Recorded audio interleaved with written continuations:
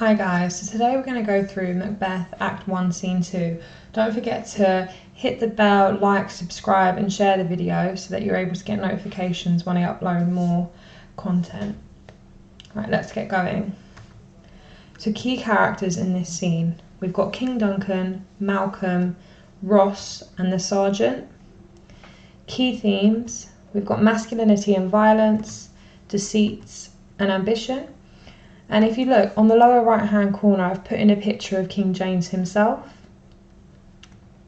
So an overview of the scene. So here the king is given reports of Macbeth's performance during his battles against the rebels. It's reported that MacDonald was defeated, and during their retreat the Norwegians caught wind of this and decided to attack, whilst King Duncan's soldiers were weakened. Despite their intention to conquer Duncan's army, after just having fought a battle, they were met by Macbeth, who showed no mercy as he cut them down. King Duncan is then informed that he's been betrayed by his Thane of Cawdor because he led the Norwegian rebels. Duncan is angered by this and sentences him to death, rewarding Macbeth with the traitor Thane's position because Macbeth has brought glory to Scotland. So these are the key quotes from the captain's report to the king.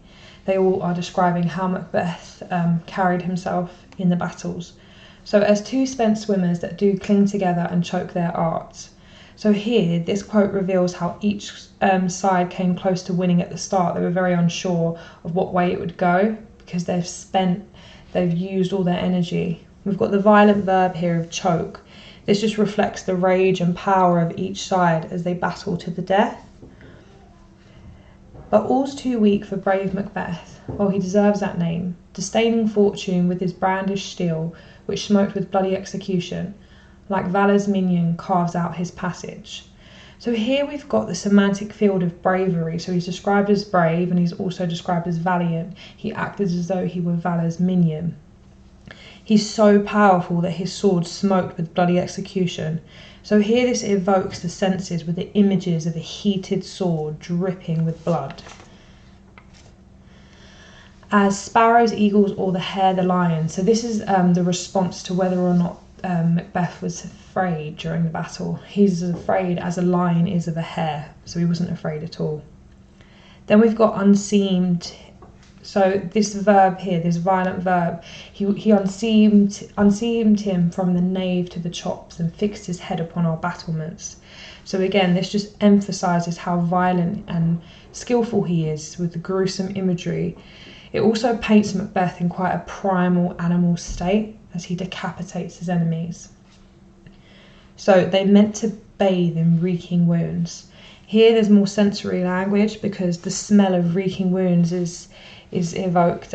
Shakespeare is trying to make it clear to the audience that Macbeth is ferociously skilled, who desires nothing more than to defeat and soak in the demise of those in the way of his success or his role as protector of the king. Ross describes Macbeth, he fought as though he were Bellonia's bridegroom. So Bellonia is the goddess of war, so he fought as though he were the goddesses of war's husband, lapped in proof, confronted him with self-comparisons, point against point, rebellious arm against arm, curbing his lavish spirit. So the repetition of all of the actions that they took, it just shows Macbeth's tireless efforts to bring home victory. So he curbs his lavish spirit. Here Macbeth is cutting away at the traitor, and in a way he's disciplining him for his traitorous actions, which is ironic considering the choices Macbeth will make further in the play are that and the same of the traitor Thane. And then we've got King Duncan. So King Duncan is so happy and grateful for how Macbeth has acted in battle. So his joy is expressed repetitively. So, oh, valiant cousin, worthy gentleman. He's immediately grateful and he rewards Macbeth. So no more that Thane of Cawdor shall deceive our bosom interest. So that other Thane of Cawdor who's betrayed us is gone. Go pronounce his death and with his former title greet Macbeth. So here he's awarding Macbeth the title. What he hath lost, noble Macbeth have won. Here it reflects the themes of masculinity and deceit. Of course, he's been deceived by the previous Thane of Cawdor, and obviously Macbeth's masculine and violent nature is what gave him this position. So structural features. So here we're introduced to Macbeth from the perspective of other characters. He's described as violent, determined, merciless, powerful, and the king's adoration shines through as he praises him for being noble, courageous, and deserving. So the audience would feel tremendous respect for Macbeth, even though they haven't yet seen him, because he's in full force doing everything he can to protect the monarch. Violence and battles that we're told about in the opening are now starting to come into the play themselves. We're able to watch them. So what we were told in the beginning is starting to take place very quickly into the play. And we've got loads of repetition in this scene. So there's the repetitive use of compliments regarding Macbeth's bravery as she lashed through his enemies. There's the symbol of blood. It's repeated throughout the entire scene, so it strikes a chord with the audience because the images of just the loss of life is intense. And the contextual factors. So Macbeth is the emblem of what it means to be a servant of God at the time when Shakespeare's writing. His actions in battle portray the expectations of the king's people.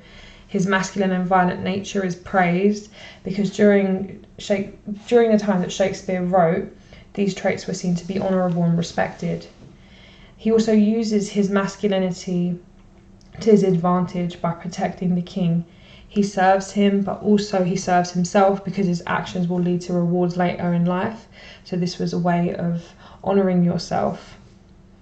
There's also links to the divine right of kings and the idea that kings derive their authority from God and should never be challenged.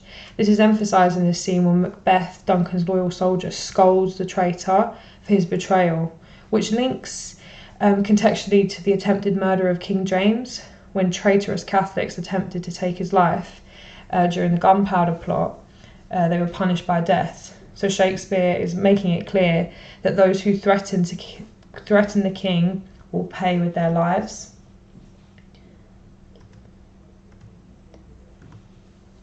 Gloss up your glossary. So plight, a bad state. Kerns, armed foot soldiers from Ireland.